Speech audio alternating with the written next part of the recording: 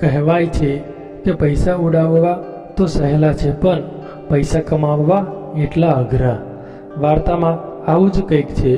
પિતાના પાસેથી જ મત શોખ થાય, પોતાના પૈસાથી તો જવાબદારી અદા થાય. એક રાજુ હતો. એ ખૂબ જ ધનવાન પરિવારનો છોકરો હતો.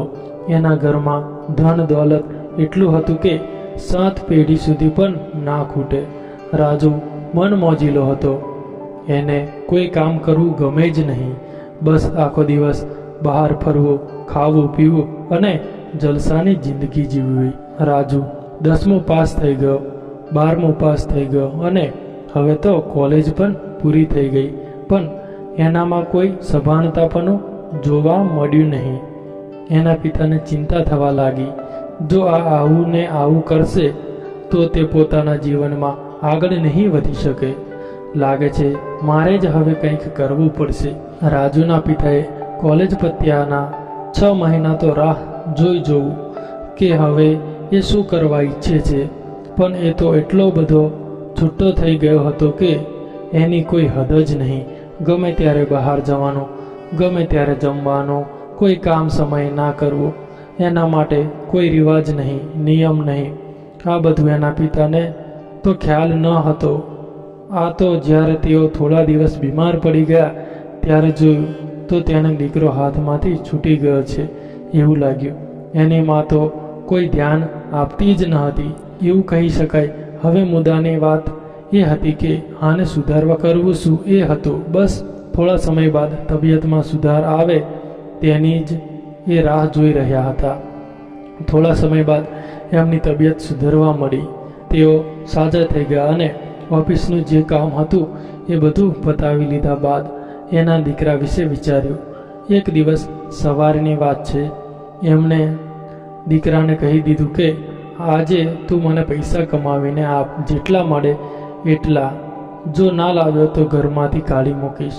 એટલે એને એના પિતાને ગયા બાદ મા જોડે 1000 રૂપિયા માંગ્યા અને એની માએ આપી પણ દીધા.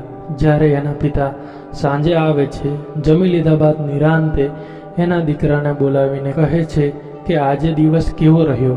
તો એનો દીકરો એના પિતાને 1000 રૂપિયા આપી દે છે અને એના પિતા કહે છે જા આ 1000 રૂપિયા પેલા દરિયામાં ફેંકી આવ. એટલે એનો દીકરો એ 1000 રૂપિયા દરિયામાં ફેંકી દે છે. શક તો એમને પડી ગયો, દાળમાં કશું કાળું છે. એટલે એમને એની માને થોડા દિવસ પિયર એટલે કે પોતાના ઘરે મોકલી દીધી. બીજા દિવસે સવારે આની આ જ વાત થઈ. આજે પણ તું પૈસા કમાવીને લાવજે, નહીં લાવે તો ઘરની બહાર કાઢી મૂકીશ. હવે શું કરે, મમ્મી તો હતી નહીં તો પૈસા કોની જોડેથી લે. એટલામાં એની બહેન ચા આપવા આવી તો એને એની બહેન પાસેથી 500 રૂપિયા લઈ લીધા. જ્યારે સાંજે એના પિતા આવ્યા, જમીને નિરાંતે એના દીકરાને બોલાવ્યો અને એનો એ જ સવાલ પૂછ્યો. ત્યારે જે પૈસા આપ્યા હતા એની બહેને એ પૈસા પણ દરિયામાં ફેંકી દીધા. એના પિતાને હજુ પણ દાળમાં કાળું લાગતું હતું.